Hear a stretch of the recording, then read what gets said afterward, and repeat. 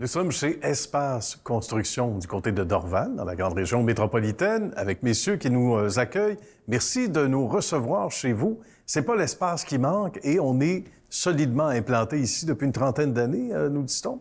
On célèbre 30 ans cette année. Bravo, félicitations. On va expliquer ce que c'est qu'Espace Construction, puis j'aimerais vous entendre tous les deux sur vos bagages respectifs, puis l'union professionnelle que vous avez réalisée déjà depuis un petit moment. D'abord, Charles-Henri, au départ. Comme je disais, ça fait 30 ans là, qu'on est qu'on a parti Espace Construction. Jean et moi, on s'est rejoints, pas tout à fait il y a 30 ans, mais il y a quand même 25 ans à peu près. Quand même, c'est un bon cheminement, 25 ans. On est allé à l'école ensemble à McGill, en architecture. Puis c'est là qu'on s'est connus. Puis après ça, on s'est rejoints après quelques années, chacun de notre côté, pour travailler ensemble ici. Vous étiez dus pour travailler ensemble? Oui, moi j'ai commencé en 2000 avec eux, puis j'étais architecte avant ça, et puis je me suis transformé en entrepreneur général. Et puis, oui, ça fait une vingtaine d'années. Déjà, comme quoi le temps passe vite. Oui. Qu'est-ce que ça représente pour ceux qui sont moins familiers avec le domaine, la profession, mais surtout entrepreneur général, quand vous avez décidé tous les deux de bifurquer et de devenir, d'abord pour Charles-Henri, un entrepreneur général versus l'architecture? Ça ressemble à quoi comme portrait? Bien, moi, j'ai travaillé 4 ans comme un architecte, si on peut dire conventionnel, dans un bureau d'architecte. Puis pour moi, c'était pas... ça répondait pas assez à mes attentes. Je voulais pas juste dessiner, je voulais vraiment construire. Bien. Alors, comme entrepreneur général, évidemment, on prend les plans puis on les exécute. Et puis, on continue notre métier d'architecte un peu parce qu'on aime beaucoup travailler main dans la main avec nos clients, puis les guider à partir de la préconstruction. Alors, on s'efforce beaucoup à prendre des mandats où on n'arrive pas juste après que toutes les décisions sont prises, mais plutôt au tout début. Au tout début, puis en amont. même souvent, c'est nous qui rassemblons les équipes de professionnels. On va chercher des architectes et des ingénieurs pour se joindre à l'équipe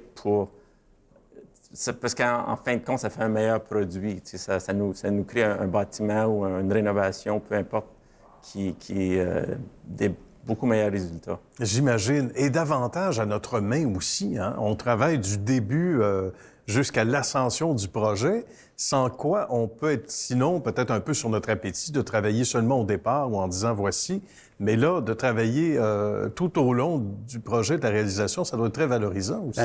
Justement, pour avoir le contrôle d'un projet du début à la fin, et puis d'être impliqué jusqu'aux détails, et puis de comprendre les enjeux, les coûts.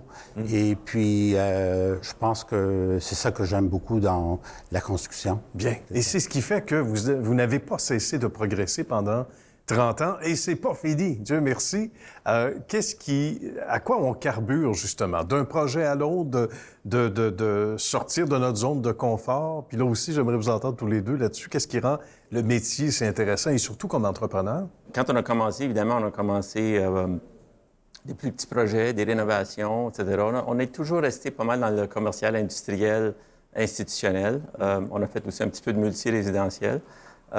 Mais ceci étant dit, nos projets sont grossis, grandis avec le temps et on fait maintenant des projets d'assez grande envergure. Puis c'est vraiment valorisant là, quand on voit un bâtiment qui est terminé, puis on se promène sur une rue en quelque part, puis on va dire on a construit ça, on a construit ça. Ça doit être particulier. C'est le fun. T'sais.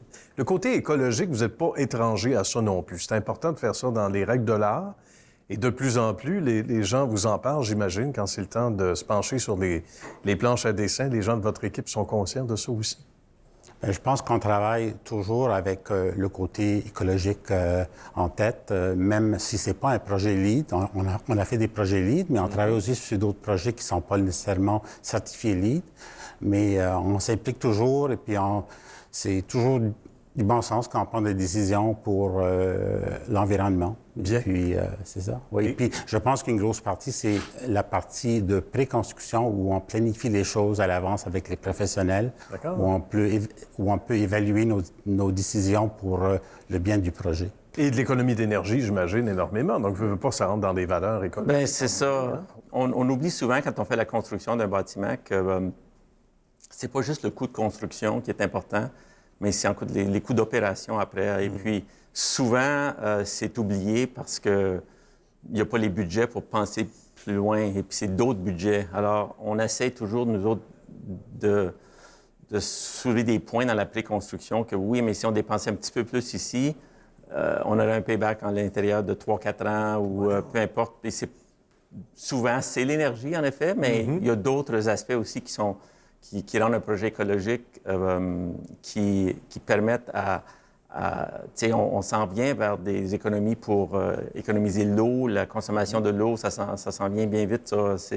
Alors, tout préparer ton bâtiment en conséquence de ça, parce qu'un bâtiment, on ne le construit pas pour aujourd'hui ou demain, on le construit pour dans 20, 30, 40, 50 ans. Alors, il faut penser à long terme. Absolument. Puis l'eau, on sait à quel point c'est une richesse qui évidemment, qui n'a pas de prix, on va le dire comme ça.